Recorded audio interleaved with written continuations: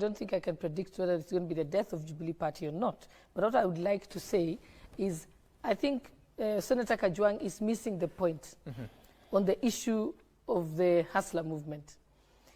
When we talk about, we're not talking about increasing wheelbarrows or increasing the number of borders on our roads. Actually, it is a symbol for microeconomics. We are trying to say, let us stop focusing on the economy of the rich people, and instead the economy of the people at the lowest level. I'll give you an example. And so it's the symbolism.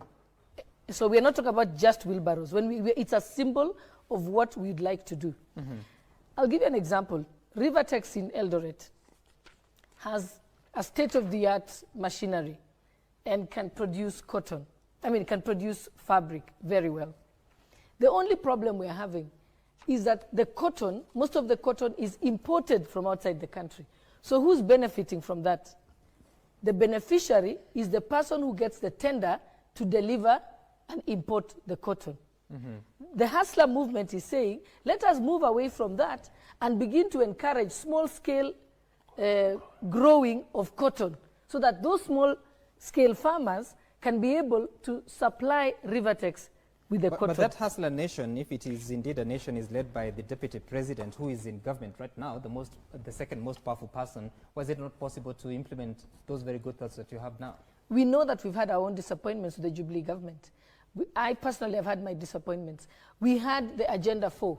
Nobody talks about Agenda 4 now. All we are talking about is BBI. And therefore, the hustler movement is beginning to see some of the conversations that we had in Musambweni, because I was present.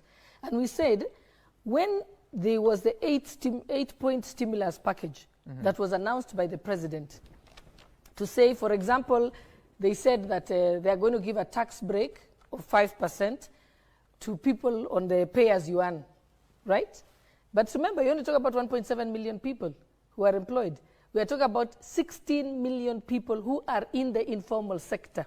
So we want to change the conversation from talking about those who are paying taxes and have a salary, a formal salary, and go and talk about the majority who are actually unemployed or are working in the informal sector. When you say that some statements are being made to appeal to the masses, let me tell you something. It is the masses that vote. It is them that we should be serving. It is them that we must be speaking to. The Islam movement is promising Kenyans to bring our agenda back on track. Remember, we all supported Jubilee because it had a manifesto. It had when they had the issue of affordable housing. And affordable housing was not about housing or building houses. It was about creating employment. Because for every house, there would be a plumber who would get a job. There would be electricians who would get jobs. There would be masons who would get jobs. There would be people who would be pushing, who would be doing the daily jobs in order at the construction site. So that was our agenda. Unfortunately, we are all disappointed that did not happen. So we are telling Kenyans, we now have learnt our lesson. We are going to make sure that in 2022, we put someone in office who will come back and begin to talk about our agenda. Joblessness, we had promised jobs as Jubilee. That has not happened. We are disappointed. And we are brave enough to admit it and say, we are going to put our country back on track in 2022. We'll try and create those jobs. And everyone can see it. If you look at, I think, the BBI verification exercise, they advertised for 400 jobs. Do you know how many Kenyans applied? 150. Well, the numbers from IBC is 139,000. Yes, but it's in that region. Yes, but it just tells you for 400 jobs, 139 people applied. That tells you how desperate Kenyans are. And it wasn't low, it was highly educated Kenyans that applied. So we actually are telling ourselves, joblessness is real. The economy is suffering. Kenyans don't have jobs. We had promised them jobs. So we are saying, let us stop talking about focusing on BBI, which will only create 300 jobs for Deputy Prime Minister, Prime Ministers and Members of Parliament. It's not creating jobs for Kenyans who actually do need jobs. In the past, when Kenya's economy was doing well, jobs like verification of signatures used to be applied for by teachers who are on leave because schools were closed. But today, graduates are applying for that job. And therefore, Our conversation with Kenyans now is that we need to begin to think of you as the hustlers, and we are going to get the country back on track. You remember, leadership is everything. Who started the BBI conversation and forgot the big four? It was the president. Fact.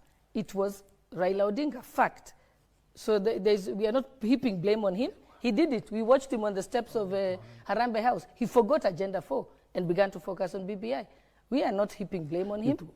Let's on the letter by Senator Kang'Ata, I can tell you clearly that it was deliberate and it was intended to test the waters. It's called creating the mood of acceptance.